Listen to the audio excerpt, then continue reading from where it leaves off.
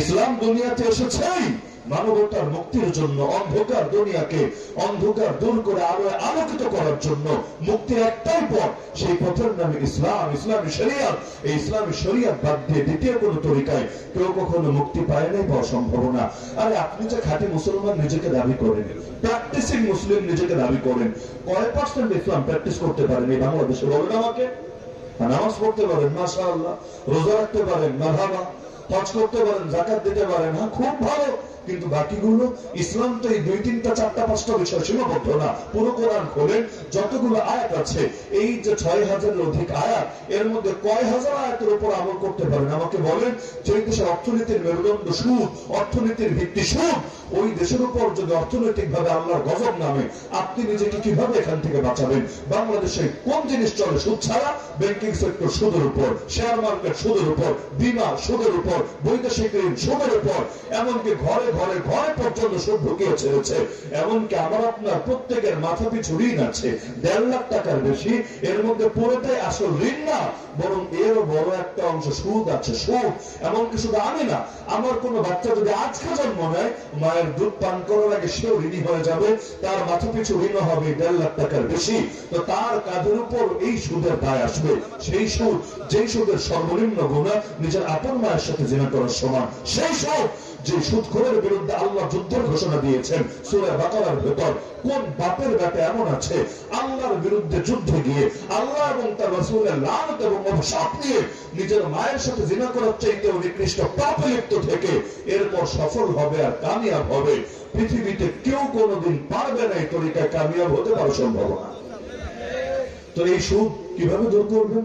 ব্যক্তিগতভাবে আমি খেলাম না, আপনি খেলেন না, কিন্তু পুরো অর্থনীতি, দেশীয় অর্থনীতির বাইরে তো কেউ যেতে পারবো না। আমরা জঙ্গলে থাকি না, দেশেই থাকি। যেই কাজ কারবার করে না কেন, প্রত্যক্ষ আর পরোক্ষ, ভায়া হয়ে না একভাবে না একভাবে, সবই তো সুদের সাথে কানেক্টেড। কয়জন ব্যবসায়ী বলতে পারবে আমার রক্তের সাথে মোটেও সুদ মিশ্রিত হয়নি? এমনকি যাদের পকেটে মোবাইল আছে, মোবাইলে বিকাশ খোলা আছে, আর যারা ম্যানুয়ালি বিকাশের সুদ অফ করেন নাই, আপনার বিকাশ অ্যাকাউন্টেও কয়েক মাস পর পর নির্দিষ্ট পরিমাণ সুদ আসছে।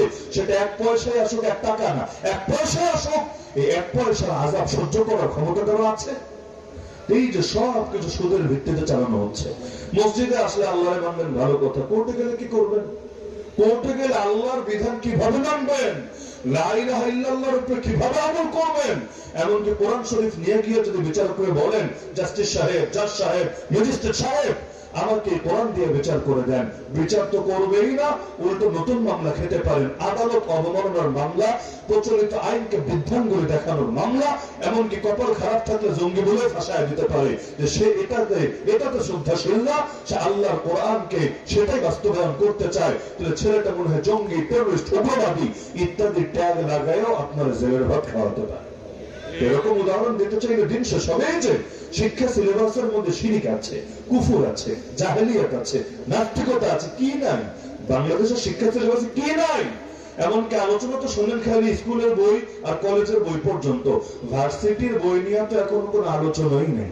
বাস্তবতা যেটা, সর্বোচ্চ কলেজের বই পর্যন্ত আমাদের আলোচনা যে এই ইন্টারমিডিয়েট লেভেল বা এসএসসি লেভেল বা তার নিচের লেভেল, এই বইয়ে কি কি শিরিক আছে, নাস্তিকতা আছে, এর চাইতে 1000 গুণ বেশি ভার্সিটির বই আছে। আমি গ্যারান্টি দিয়ে বলতে পারবো 1000 গুণ বেশি আছে, ওগুলোর তো খবরই নাই। তো যদি শিক্ষা সিলেবাসের মধ্যে 20 থাকে, 20, এরপর যতই দাওয়াত তাবলীগের মেহনত করেন, যতই খানকা খোলেন, যতই মাদ্রাসা বাড়ান, যতই মাহফিল করেন, এক একটা প্রজন্ম সামনে অগ্রসর হবে, নাস্তিক, বেঈমান, সেকুলার সংখ্যা বাড়বে আর বাড়বে। যতই মেহনত করেন পারবেন না এসবকে থামাতে। কিভাবে থামাবেন? কয়জন আপনার অশুনবে বলেন? কয়জন আপনার লেখা বই পড়বে বলেন? কয়জনকে খানকে আনতে পারবেন বলেন? এই যে নাস্তিকতার অবাধ স্রোত চলছে বাংলাদেশে, এই যে গত 10 বছরে যে নাস্তিক গুলো তৈরি হলো, কিভাবে তৈরি হয়েছে আমাকে বলেন? কোথেকে আসলো? আমি তো দেখি এই দেশে একটা মূর্খ নাস্তিক নাই। মূর্খ নাস্তিক বুঝেন?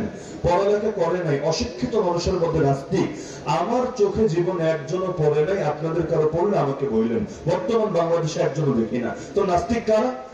সবচাইতে বেশি সংখ্যক দেখি উচ্চ শিক্ষিত ছেলেরা বা মেয়েরা।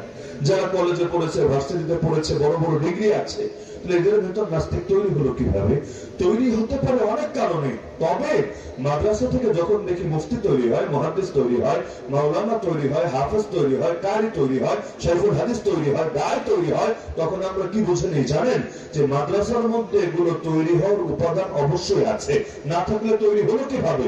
তো যদি দেখি কলেজে পড়ে, ভার্সিটিতে পড়ে বড় বড় নাস্তিক তৈরি হচ্ছে, বেঈমান তৈরি হচ্ছে, সেকুলার তৈরি হচ্ছে, লিবারেল তৈরি হচ্ছে, ন্যাশনালিস্ট তৈরি হচ্ছে, কমিউনিস্ট তৈরি হচ্ছে, সোশ্যালিস্ট তৈরি হচ্ছে, ক্যাপিটালিস্ট তৈরি হচ্ছে, এমনকি এখন তো ট্রান্সজেন্ডারও তৈরি হতে শুরু করেছে, শরীফরা শরীফা হয়ে যাচ্ছে, আর কি আজীব একটা তামাশা শুরু হয়েছে। এই যে হচ্ছে, তাহলে আমাদেরও বুঝতে বাকি থাকে না, ওদের সিলেবাসের মধ্যেও এগুলো তৈরি হওয়ার উপাদান অবশ্যই আছে। নাহলে এগুলো আসমান থেকেও নামে নাই, মাটি ফাঁকরেও বের হয়নি, অবশ্যই আছে। তো পুরো দেশ যখন অন্ধকারে, ব্যক্তিগতভাবে দাওয়াত দিয়ে দিয়ে কয়জনকে দিনের পথে আনবেন আর কতটুকু আনবেন? একদিকে সুদীবানকে চাকরি করে, আর আরেকদিকে সুন্দর 5 ওয়াক্ত নামাজ ও জামাতের সাথে পড়ে।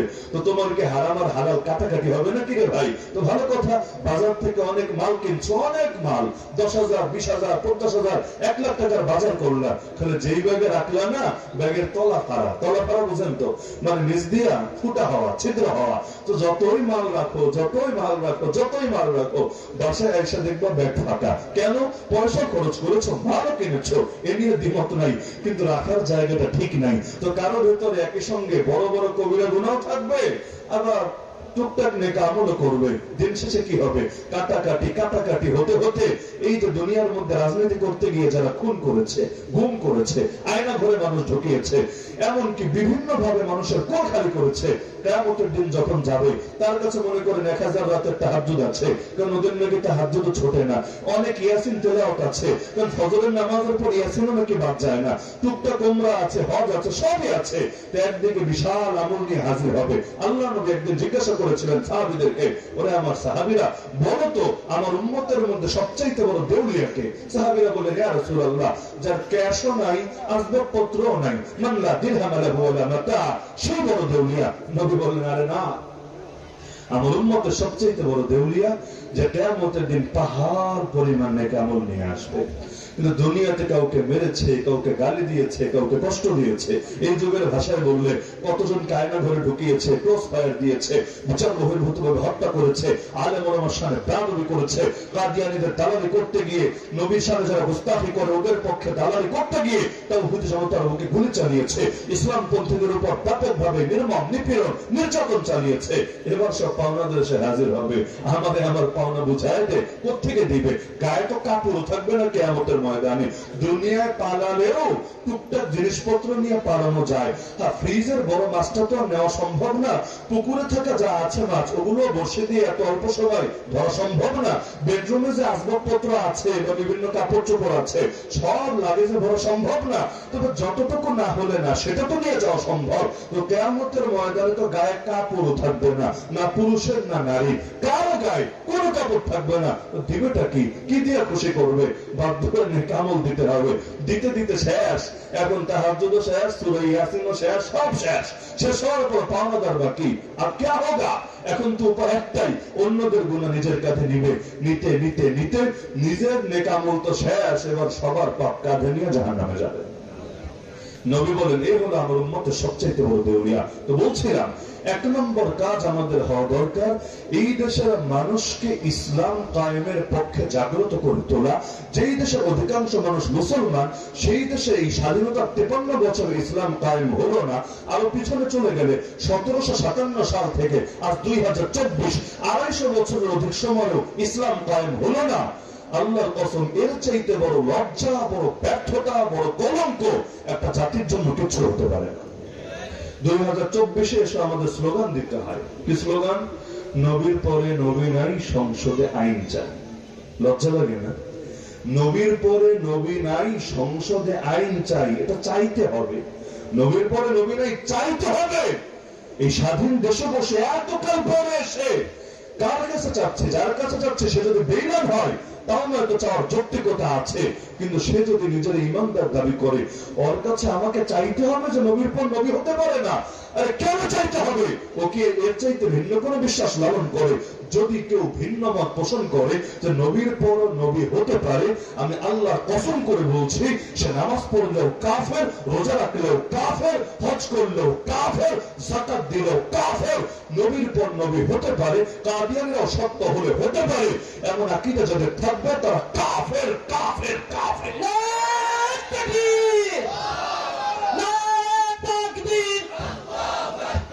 ইসলামের শত্রুরা কাদিয়ানী কাদিয়ানী কাদিয়ানী কাদিয়ানী কাফের কাফের। নারায়ে তাকবীর।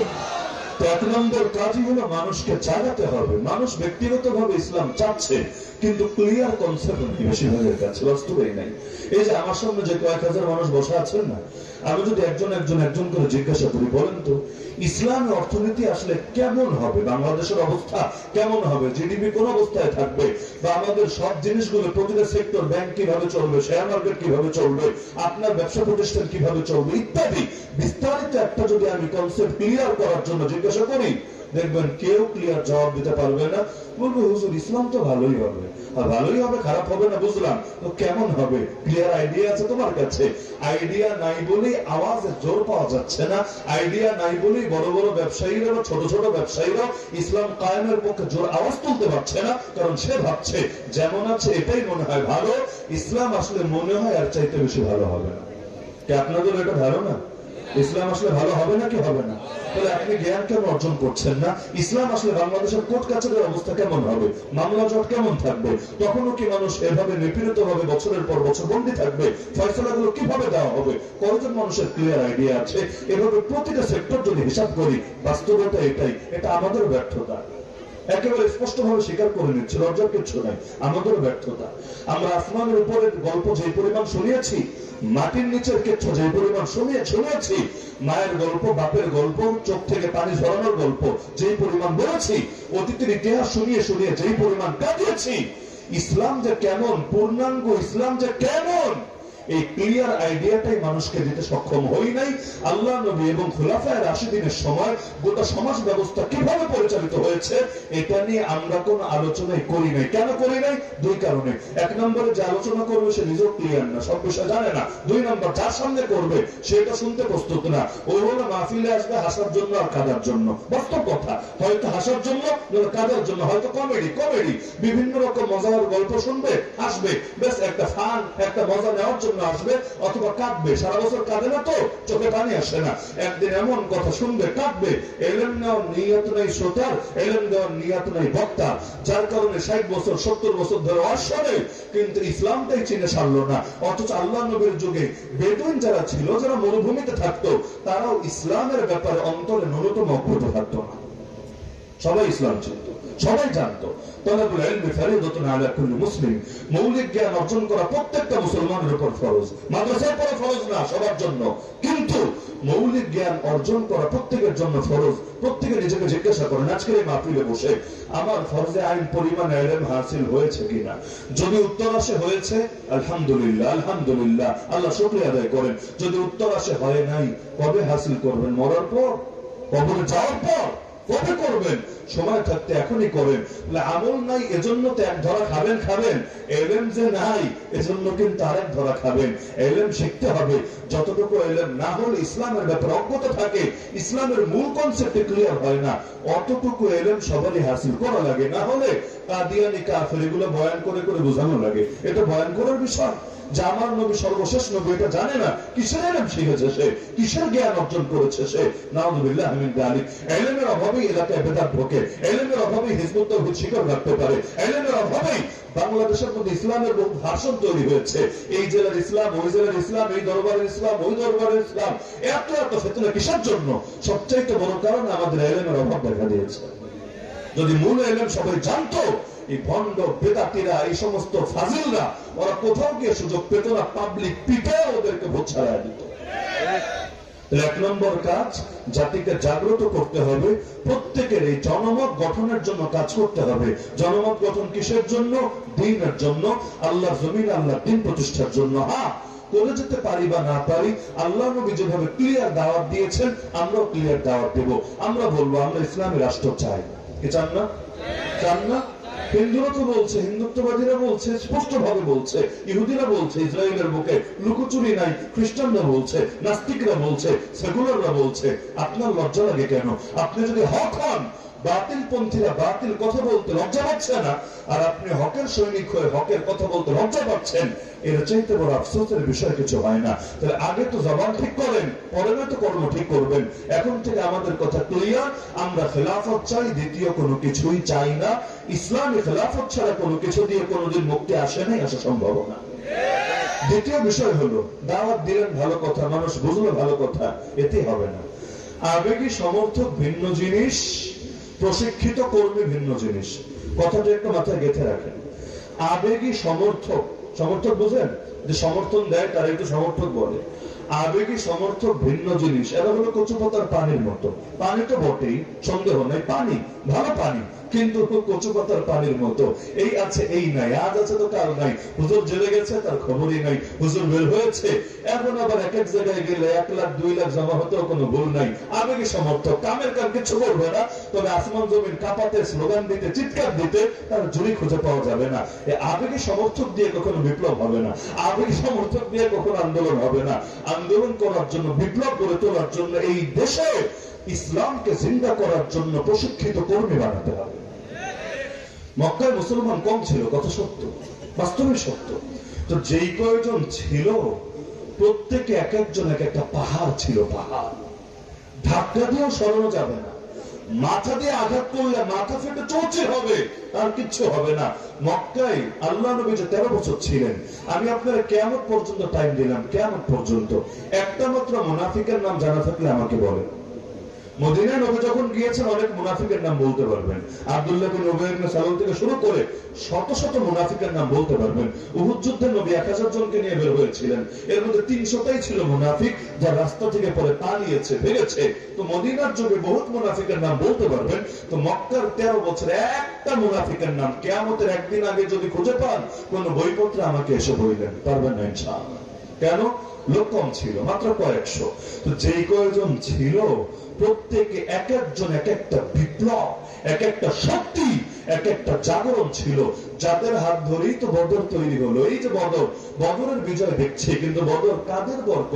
কোন সাহাবীদের উপর আল্লাহর স্পেশাল স্পেশাল নুসরাত, স্পেশাল রহমত, স্পেশাল বরকত নেমে আসলো? তারা কারা?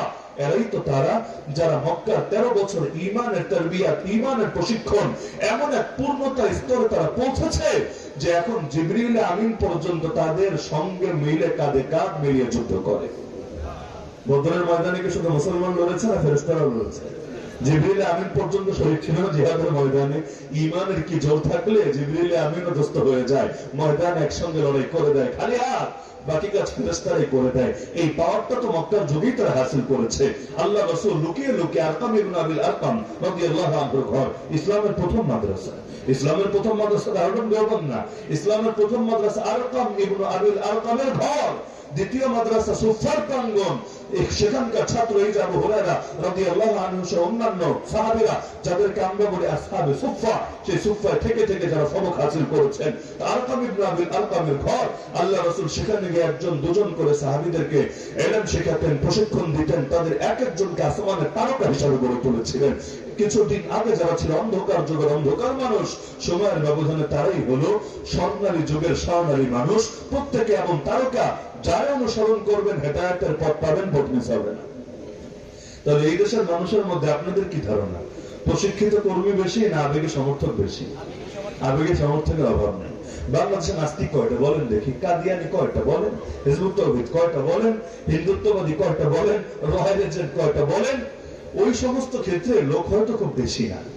আমেরিকার দালাল, একেবারে চিহ্নিত দালাল, মানে দালাল মানে ওই লুকাই তো আমরা গালি দিচ্ছি এরকম না, বাস্তবে দালালি করে রাখা এরকম কয়টা লোক, খুব বেশি না, কিন্তু এক একজন দেশটারে গরম করে রাখে নাস্তিক।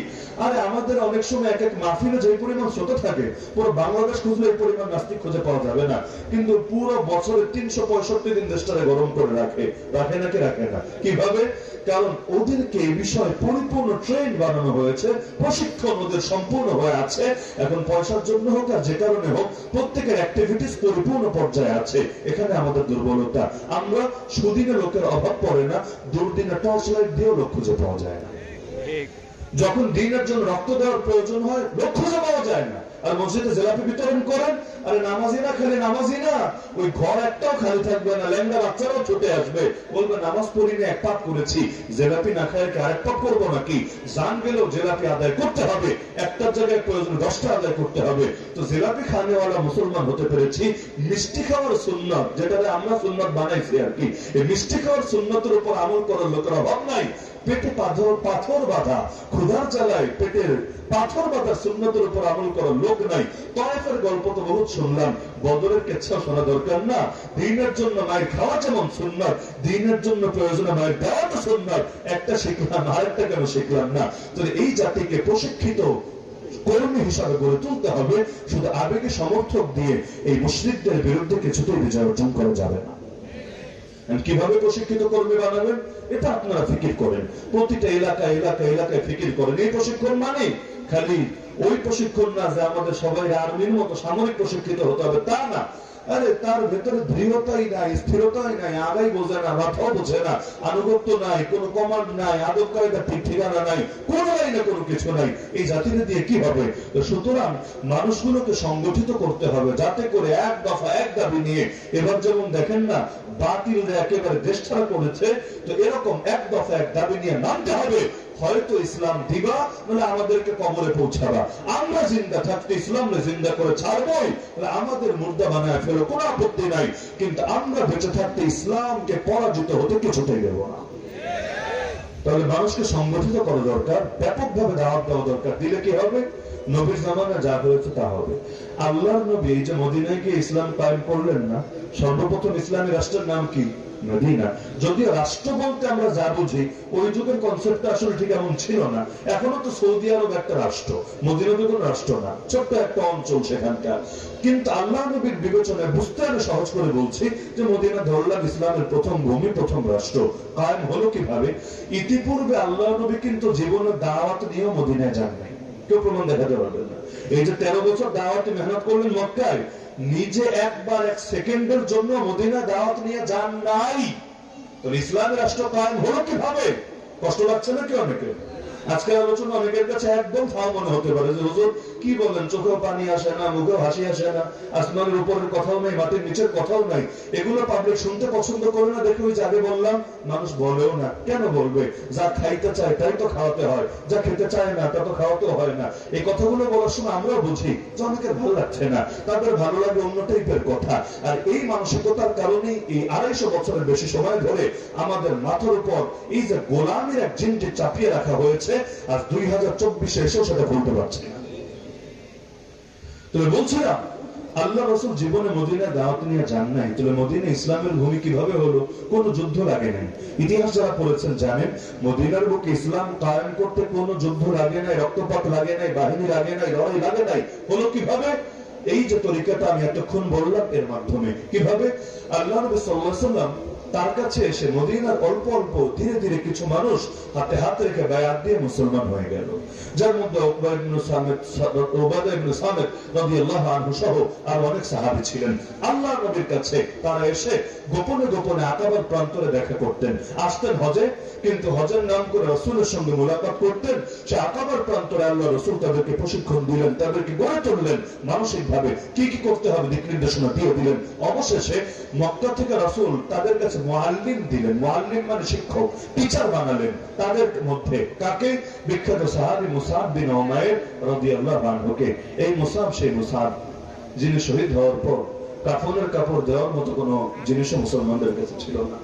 উহুদের ময়দানে তার নিজের জামাটা এতটা শর্ট ছিল, মাথা ঢাকলে পা খুলে যাচ্ছিল, পা ঢাকলে মাথা খুলে যাচ্ছিল। অবশেষে আল্লাহ নবীর নির্দেশে মাথায় ঢেকে দেওয়া হলো আর পায়ের উপর ঘাস বিছিয়ে দেওয়া হলো, ইথির নামক ঘাস।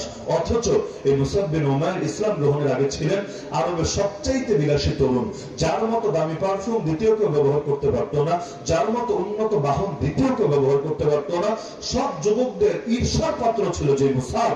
অথচ ইসলাম গ্রহণের পরে এতটা কষ্ট করেছে, মরার পর কাফনের কাপড়টা নসিবে জোটে নাই, এমনকি ছালা চট পরে পর্যন্ত তাকে ঘুরতে হয়েছে। আর সারা জীবন বিলাসিতায় বড় হয়, কষ্ট সহ্য করতে পারে নাই, তার সারা জীবন বহু কষ্ট গিয়েছে। যখন হিজরত একবার করে সেই ইথিওপিয়া থেকে ফিরছিলেন, হাবাসা থেকে ফিরছিলেন, আল্লাহ নবী এক সাহাবী বলেন যে আমরা তাকে কাঁধে করে চলতে হয়েছে, তিনি চলার শক্তিটাও হারিয়ে ফেলেছিলেন। তিনি বলেন দেখছিলাম যে তার গায়ের চামড়াগুলো শুকিয়ে শুকিয়ে যেভাবে সাপের খোলস পড়ে যায় শরীর থেকে, তার চামড়া আলাদা হচ্ছিল শরীর থেকে, রক্ত বের হচ্ছিল আমাদের চোখের সামনে, এত বেশি কষ্ট করেছেন, তারপর হাল ছাড়েন নাই। আল্লাহ নবী নিজে মদিনায় হিজরত করার বেশ আগে মুসআব বিন উমাইরকে পাঠিয়ে দিলেন তাদের সাথে যে হে আমার আনসারী সাহাবীরা, মদিনা সাহাবীরা, তোমরা যাও, একে নিয়ে যাও, সে তোমাদেরকে ইসলাম শিখাবে, তোমাদের ট্রেনিং কমপ্লিট করবে, আর মদিনার ঘরে ঘরে ইসলামের বার্তা এবং দাওয়াত পৌঁছানোর মেহনত করবে। তিনি গেলেন আল্লাহ রাসূলের পক্ষ থেকে দূত হিসাবে গিয়ে এমন দাওয়াতে মেহনত করলেন, আলহামদুলিল্লাহ সুম্মা আলহামদুলিল্লাহ। তিনি আছেন ওদিকে এই যে আকাবার প্রান্তরে এসে যে কয়েকজন সাহাবী কালেমা পড়েছেন তারা আছেন, আর আল্লাহ একটা সাহায্য করলেন, আল্লাহ দুইভাবে সাহায্য করলেন। এক নম্বরে দুই গোত্র ছিল মদিনায়, এক গোত্রের নাম আউস আর এক গোত্রের নাম খাজরাজ। আউস আর খাজরাজ দুই গোত্রের সর্দারে প্রথমে মুসআব বিন উমাইরকে বাধা দিয়েছিল, আরে তুই বেটা কে, পুরো এসে জুড়ে বসেছিস, সেখানে নতুন ধর্মের প্রচার করছিস, তোর কারণে তো এলাকায় অনৈক্য তৈরি হবে, সাম্প্রদায়িকতা তৈরি হবে, ফাটল তৈরি হবে, এগুলো করতে পারবা না। মুসআব বিন উমাইর তাদেরকে অনুরোধ করেছিলেন, আচ্ছা আপনারা যে সিদ্ধান্ত দিবেন আমি মাথা পেতে নেব, তবে আগে একটু মনোযোগ দিয়ে শোনেন আমি কি বলতে চাই, এরপর যদি আমার কথায় কোনো ভুল থাকে আমাকে তাড়ায় দেন, কোনো আপত্তি নাই, কিন্তু আগে একটু শোনেন আমি কি দাওয়াতটা দিতে চাই। ভায়া হয়ে শোনা আর ডাইরেক্ট শোনায় পার্থক্য আছে। তখন তিনি বলতে শুরু করলেন, তারা শুনলো। আলহামদুলিল্লাহ সেখানে বসেই দুই গোত্রের দুই প্রধান নেতা কালেমা পড়ে মুসলমান হয়ে গেল। নেতাই যখন মুসলমান হয়ে যায় আর কি বাধা থাকে। আলহামদুলিল্লাহ এবার মদিনার ঘরে ঘরে অনুসারী তৈরি হতে লাগলো। আল্লাহ নবী হিজরতের কিছুকাল আগে এই মদিনার মধ্যে একটা যুদ্ধ হয়েছিল, তাদের গৃহ যুদ্ধ, নিজেদের ভেতরে যুদ্ধ। ওই বাংলাদেশের এমন গ্রামে গ্রামে লেগেই থাকে। আমাদের যুদ্ধ করে 71 সালে হয়েছে এমন না, বাংলাদেশের বহু জেলা, আমি নাম বলতে চাচ্ছি না, নাহলে তারা আবার মাইন্ড করে কিনা, পত্র পত্রিকায় দেখবেন সারা বছর গরম করে রাখে টেডা যুদ্ধ। টেডা বুঝেন, যেটা দিয়ে মাছ ধরে, অথবা দা রান্দা এগুলো দিয়ে লড়াই চলে। আর রাজনৈতিক যুদ্ধ তো চলতেই থাকে, আলহামদুলিল্লাহ মাশাআল্লাহ নাযুবিল্লাহ, যেটাই বলবেন বলে না, সারা বছর চলতে থাকে। তো তাদের মধ্যে একটা যুদ্ধ হয়েছিল, যে যুদ্ধে এই দলের নেতাও শেষ, ওই দলের নেতাও শেষ, নেতা শূন্য তারা, নেতা শূন্য তারা। এখন নেতা হবে কারা? প্রথম সারির নেতারাও যুদ্ধে মরেছে, দ্বিতীয় সারির নেতা অনেকে মরেছে, এবার বাকি মূলত দ্বিতীয় সারির হাতে গোনা কয়েকজন, আর তৃতীয় সারির পার্টি নেতা যেগুলো, এদের সিরিয়াল। কিন্তু এদের চরিত্রের উপর তারা সন্তুষ্ট হতে পারছিল না। এই সিরিয়ালে যার নাম ছিল তার নাম মুনাফিক সর্দার আব্দুল্লাহ বিন উবাই ইবনে সালুল। আল্লাহ নবীর উপর সারা জীবন সে খেপা ছিল, বড় কারণ এটাই, তার ধারণা ছিল আরে মোহাম্মদ না আসলে আমি নেতা হতাম, আমি রাষ্ট্রপ্রধান হতাম, সে আসার কারণে আমি আমার গতি হারালাম। এজন্য বাইরে বাইরে কালেমা পড়ে মুসলমান হয়েছে, ভেতরে ভেতরে সারা জীবন কুফরি পোষণ করেছে। আল্লাহ নবী যখন হিজরত করে গেলেন, একদিকে দেখেন আল্লাহর কি আজীব কুদরত, একদিকে ওরা নেতৃত্ব শূন্য। কেন?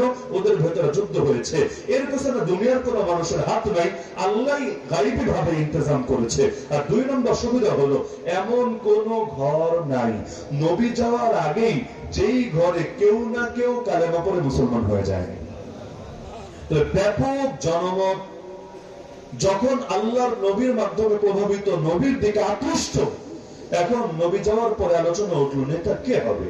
কারো কারো ধারণা এবং মত আব্দুল্লাহ বিন উবাই ইবনে সালুল হবে, কিন্তু যখন আওয়াজ উঠালো কিছু সাহাবীরা, না, মুহাম্মদ রাসূলুল্লাহ সাল্লাল্লাহু আলাইহি ওয়াসাল্লামের মতো ব্যক্তিত্ব, যার মতো মহান চরিত্রের অধিকারী দ্বিতীয় কেউ নাই, না মক্কায়, না মদিনায়, না গোটা দুনিয়ায়, না পূর্বে, না পরে, তিনি থাকতে দ্বিতীয় কেউ নেতা হবেন, এটা তো কল্পনাও করা যায় না। আর ঘরে ঘরে যেহেতু অনুসারী তৈরি আছে, তারাও এবার আওয়াজকে জোরদার করলো, বড় আন্দোলন গড়ে উঠলো। ফলাফল তারা আল্লাহ রাসূলের হাতে হাতে হাত রেখে বায়াত দিয়ে নবীকে আমির ইমাম হিসাবে ঘোষণা দিয়ে দিল। তিনি আল্লাহর খলিফা আল্লাহর প্রতিনিধি হিসাবে এবার মদিনার বুকে ইসলামী শাসন জারি করলেন। কিন্তু বাধা ছিল, মদিনায় কিন্তু মুসলমান না, ইহুদিও ছিল। ইহুদিদের এক গোত্র না, তিনটা গোত্র ছিল। মদিনায় মুসলমান যেমন 3 গ্রুপ, আউস খাজরাজ 2টা গোত্র, আর যারা বাহির থেকে হিজরত করে এসেছে মক্কার সাহাবীরা মুহাজির, তাহলে মুসলমানদের 3টা শ্রেণী, ওদিকে ইহুদিদের 3টা গোত্র। কি কি? বনু নাজির, বনু কুরাইজা, বনু কায়নুকা। 3 গোত্র, বনু নাজির, বনু কুরাইজা, বনু কায়নুকা। আল্লাহ নবী সাল্লাল্লাহু আলাইহি ওয়াসাল্লাম তাদের সঙ্গে একটা চুক্তিতে আবদ্ধ হলেন, যেই চুক্তির নাম মদিনা সনদ। 2008 সালে কারা জানে নির্বাচনের আগে বলেছিল কোনভাবে ক্ষমতায় আসলে দেশ মদিনা সনদ দিয়ে চলবে। আমরা তখন ছোট, কিন্তু খুশি লেগেছিল খুব। যাক আলহামদুলিল্লাহ, বাংলাদেশ এক টুকরা মদিনা হতে যাচ্ছে। তো 2024-এ এসে যা বোঝা সবাই বুঝতে পারছে কিসের মদিনা সনদ আর মক্কা সনদ, তায়েফ সনদ আর ইয়ামান সনদ। আর সারা দুনিয়া মধ্যে এই অঞ্চলটা সবাই জানে এতকাল পর্যন্ত চলেছে খাঁটি দিল্লি সনদ দিয়ে। তো এই মদিনা সনদটা মানে কি? মদিনা সনদ হলো মুসলমান এবং ইহুদি এই পুরো দেশের যত নাগরিক আছে সবাইকে আল্লাহ নবী একটা চুক্তিতে আবদ্ধ করেছিলেন, এবং ইহুদিরাও তাদের ধর্মীয় অধিকার, ব্যক্তিগত অধিকার পরিপূর্ণভাবে পেয়েছিল। সেটাই ছিল ইসলামের রাষ্ট্র। আজকে অনেকে বাংলাদেশে অমুসলিম আছে বলে বলে যে এই দেশকে গণতান্ত্রিক রাষ্ট্র বানাতে হবে। আচ্ছা, ভালো কথা, এই গণতন্ত্র কি ইসলামের চাইতে উত্তম কিছু? যদি বলো হ্যাঁ ইসলামের চাইতে উত্তম কিছু, তাহলে কালেমা নবীর নামে পড়ো না ভাই। তোমার মতো হীনমন্যতায় ভোগা লোকের মুখে নবীর নাম মানায় না। তুমি আব্রাহাম লিঙ্কনের নামে পড়ো, জর্জ ওয়াশিংটনের নামে পড়ো, এটাই তোমার জন্য পারফেক্ট, নবীর নাম পারফেক্ট না। আর যদি বলো না নবীর নামে কালেমা পড়বো, কারণ ইসলামের চাইতে উত্তম কিছু হতে পারে না, ইসলাম কাউকে ঠকায় না, কাউকে না। আর এখানে মুসলমান বলে কথা না, নবীর রাষ্ট্র ইহুদি ছিল। তাহলে বাংলাদেশেও যত মুসলিম আছে, ইসলাম যদি আসে কারো লস হবে না। মদিনা যেমন হয় নাই এখানেও হবে না, বরঞ্চ ইসলামের সৌন্দর্য দেখে আরে তারাও ইসলামকে ভালো বলতে এবং ইসলামকে সবচাইতে কার্যকর আদর্শ বলতে কোনো দ্বিধা করবে না, যদি আসলে খাঁটি ইসলাম হয়, ওই বেদাতি ইসলাম, ভণ্ড টাইপের এই সমস্ত ভাষণ না হয়। তাহলে যদি এটাই বাস্তবতা হয়, তাহলে ইসলাম কায়েমের কথা আমরা জোরে সোরে কেন উচ্চারণ করছি না? তাহলে প্রশিক্ষিত কর্মী থাকলে কি হয় ভাইটা বুঝতে পারছেন তো? নবীর কর্মী খুব বেশি ছিল না, যেই কয়েকজন ছিল আলহামদুলিল্লাহ লোক কম হলো, কাজের লোক, তো যার কারণে অল্প লোকের দ্বারা ইসলাম বিজয়ী হলো। আর আজকে 200 কোটি মুসলমান, 200 কোটি মুসলমান, তাও 70 বছরের বেশি সময় ধরে প্রথম কেবল ইহুদিদের দখলে। বাবরি মসজিদ ভেঙে রাম মন্দির বানিয়ে রেখেছে, আমরা চোখে চোখ রেখে কথা বলতে পারছি না। ইন্ডিয়া আমাদের লজ্জা দেয়, তোমাদের সংখ্যালঘুরা নিরাপদ না, অথচ আমরা ওদেরকে কাউন্টার অ্যাটাক দিতে পারি না। আরে তুই কার সংখ্যালঘু নিয়ে কথা বলছিস? তোর দেশের সংখ্যালঘুদের দিকে একবার তাকা। আরে তোরা যে বাবরি মসজিদ ভেঙেছিস, এই টাইপের ঘটনা বাংলাদেশে কবে ঘটেছে? এই যে অযোধ্যার বুকে, দিল্লির বুকে, সাহারানপুরের বুকে তোরা যে রক্তের বন্যা বয়েছিস কবে ঘটেছে? এই যে জ্ঞানবাপী মসজিদকে দখল করেছে, এটারও বাবরি মসজিদের মতো আরেকটা ট্র্যাজেডি সাজাতে যাচ্ছে। আসামের মধ্যে কত শত মসজিদ মাদ্রাসা বুলডোজার দিয়ে মাটির সাথে মিশিয়ে দিয়েছে। আর এইরকম ঘটনা বাংলাদেশে কবে ঘটেছে? তো তোমরা কারে লজ্জা দাও? উল্টা তো তোমাদের লজ্জা পাওয়া উচিত গোটা দুনিয়ার সামনে, যারা নিজেদের সংখ্যালঘুদেরকে সম্মান দিতে জানে না, অন্য দেশের সংখ্যালঘু নিয়ে কথা বলার কোন নৈতিক অধিকার তার রাখে না। নেপালের হিন্দুরা পর্যন্ত ভারতের উগ্র হিন্দুত্ববাদীদেরকে শাসায়, চোখে চোখ রেখে কথা বলে। নেপাল হিন্দু রাষ্ট্র, মানে হিন্দু সংখ্যাগরিষ্ঠ রাষ্ট্র, কিন্তু এর সাথে পর্যন্ত ইন্ডিয়ার সম্পর্ক ভালো না। তো নেপালের হিন্দুরা যদি এই ভারতের উগ্র হিন্দুত্ববাদীদেরকে চ্যালেঞ্জ দিয়ে কথা বলতে পারে, আমাদের দেশের সংখ্যালঘুরা কেন পারবে না? সংখ্যালঘু বাদ দেন, এই সংখ্যাগুলোর সংখ্যাগরিষ্ঠরা কেন পারে না? লজ্জা লাগা দরকার। 6 ডিসেম্বর বাবরি মসজিদ ধ্বংস করা হয়েছে, এই 6 ডিসেম্বর বিশাল সমাবেশ কেন হয় না এবং ওদেরকে কেন ধিক্কার দেওয়া হয় না? প্রত্যেক বছর এই দিনটা স্মরণ করিয়ে যে ইন্ডিয়া তোদেরকে গোটা দুনিয়া ভালো মতো চিনেছে, তো অন্যের দিকে তাকানোর আগে ওই যে সুই আছে না, সুই চালনীকে লজ্জা দিচ্ছে। চালনী বুঝেন? আছে না চাঁদপুরে? এই চালনীকে লজ্জা দিচ্ছে, কিরে চালনী তোর এত না, চালনী সুইরে লজ্জা দিচ্ছে, কিরে সুই তোর পেছনে একটা ফুটা কেন রে? শুয়ে বা চালনীরে বলছে আমার পেছনে একটা ফুটা, এটাই নজরে পড়লো, আর তোর যে পুরোটাই ফুটা ফুটা ফুটা, এটা তোর নজরে পড়লো না। তো যার নিজেরই তো ঠিক নাই, আরেকজনকে লজ্জা দেয়, এর চাইতে বড় আফসোসের বিষয় কিছু হতে পারে। সুতরাং এখন থেকে দুটো কাজ করেন। এটা বলে আলোচনা শেষ। দুটো কাজ করে। এক নম্বর, বাংলাদেশে যত মুসলমান আছে ইসলামকে বিজয়ী করতে হবে এটার ব্যাপারে সকলের জনমত গঠন করার চেষ্টা করেন। এরপর মুসলমানদেরকে ঐক্যবদ্ধ করেন, দলাদলি রাখেন। ঘরে 4 ভাই থাকলে 4 ভাইয়ের মধ্যে ভিন্ন মত থাকে, ঝগড়া হয়, ভুল বোঝাবুঝি হয়। আমার আপনার ভুল বোঝাবুঝি থাকতে পারে, থাক, সমস্যা কিচ্ছু না, থাক। কিন্তু পর এসে ঘর দখল করতে যাচ্ছে, এই সুযোগটা দেওয়া যাবে না। 4 ভাইয়ের ভেতরকার বোঝাপড়া পরেও করা যাবে, কিন্তু আগে তো ঘর বাঁচাতে হবে। ঘরই যদি না থাকে, ভাইয়ে ভাইয়ে কাজ করে কি লাভ হবে? তা আপনার সাথে আমার যে বোঝাপড়া আছে, আরে হোক না, 2 দিন পরে করা যাবে। কিন্তু এখন তো চিন্তায় সামান্য ছোট ছোট বিষয় নিয়ে, কিন্তু ওরা তো আমাদের অস্তিত্ব হুমকির মুখে ফেলেছে। সুতরাং বর্তমান বাংলাদেশে দলমত নির্বিশেষে সকল মুসলমানকে ঐক্যবদ্ধ হতেই হবে।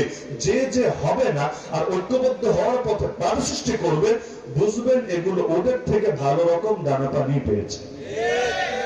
কারণ ঐক্যবদ্ধ হওয়ার সময় না এখন, আর ঐক্যবদ্ধ হওয়ার সময় না। ঐক্যবদ্ধ হলে যে ফায়দা হয়, এই 5ই আগস্টের পান নাই, যেই কাজটা বড় বড় রাজনৈতিক দলরাও করতে পারেনি, বাস্তবেই পারেনি। চেষ্টা করেছে, চেষ্টা কমতে ছিল না। কিন্তু যখন সে নেমেছে আমি নামি নাই, যখন আমি নেমেছি সে নামে নাই, কারণ সে ভেবেছে এটা তার, আমি ভেবেছি এটা আমার, আলাদা আলাদা। আর 2024-এ এসে যখন কে কোন দল, কে কোন ধারা, কে কোন সার্কেল দেখে নাই, সব ব্যানার বাদ দিয়ে, কোনো ব্যানার গিরিও চলে নাই, সব ব্যানার বাদ দিয়ে একসঙ্গে নেমেছে। নাস্তিকও নেমেছে, বামও নেমেছে, হুজুরও নেমেছে, খেজুরও নেমেছে, রাজনৈতিকও নেমেছে, অরাজনৈতিকও নেমেছে। তখন রাস্তা দিয়েও পালাতে পারে নাই, আসমান পথ দিয়ে পালাতে বাধ্য হয়েছে। এটাই তো আমাদের জন্য প্রকৃষ্ট উদাহরণ যে এই জাতি যদি ঐক্যবদ্ধ হয়, আরে হিন্দুত্ববাদের দালাল, নাস্তিকবাদের দালাল, সেকুলারিজমের দালাল, কাফের মুশরিকদের দালাল সবাই ল্যাজ গুটিয়ে পালাতে বাধ্য হবে। এই দেশে ইঁদুরের গর্ত থেকে আশ্রয় নেওয়ার জায়গা পাবেন ইনশাআল্লাহ। ঐক্যবদ্ধ হবেন তো ইনশাআল্লাহ। দুনিয়ার জন্য হতে পারলে আখিরাতের জন্য পারবেন না। হ্যাঁ, ইখতিলাফ ছিল, আছে, থাক। আমি ভাই ইখতিলাফের বিরুদ্ধে না। কেন? কারণ এই নিয়ে ইখতিলাফ হওয়া খারাপ কিছু না। নবী সাহাবীদের মধ্যে হয়েছে, হয় নাই? 4 মাযহাবের ইখতিলাফ নিয়ে পৃথিবীতে 1000 বছরের বেশি খেলাফত ছিল, 1000 বছরের বেশি ছিল 4 মাযহাব থাকা সত্ত্বেও। ইখতিলাফের বোঝাপড়া আপোষে হয়েছে, আর খেলাফতের সমস্যা সমাধান বাতিলের সাথে, কাফের মুশরিকের সাথে হয়েছে। তো ঘরেরটা ঘরে হবে, পরেরটা পরের সাথে হবে। তালগোল পাকিয়ে ফেলার কোনো কাজ এখানে করা উচিত হবে না। তো বাংলার মুসলমানকে জাগ্রত করেন, জনমত গঠন করেন, তাদেরকে সংগঠিত করেন, ঐক্যবদ্ধ করেন, আর তাদেরকে আবেগী সমর্থক না, প্রশিক্ষিত কর্মীতে পরিণত করেন। ইনশাআল্লাহ আগামীর বাংলাদেশ হবে ইসলামের বাংলাদেশ, আগামীর বাংলাদেশ হবে কোরআনের বাংলাদেশ, আগামীর বাংলাদেশ হবে মদিনার মতো এক টুকরো ইসলামী ভূমি বাংলাদেশ। কষ্ট পেলেন নাকি বেশি? তা আমি যে মূল বার্তাটা দিলাম, আশা করি যদি হৃদয়ে গেঁথে রাখেন, 2 দিন আগে হোক 2 দিন পরে আমরা দেখে যেতে পারি, বা পরবর্তী প্রজন্ম দেখুক, কিন্তু একদিন না একদিন বিজয় অবশ্যই আসবে, ইনকিলাব অবশ্যই আসবে। আল্লাহ আমাদের সবাইকে ইসলামের বিজয়ের কাফেলা শামিল থাকার তৌফিক দান করুন, মৃত্যু পর্যন্ত দ্বীনের তরে নিবেদিত থাকার তৌফিক দান করুন। আমিন। ওয়া আখিরু দাওয়ানা আলহামদুলিল্লাহি রাব্বিল আলামিন।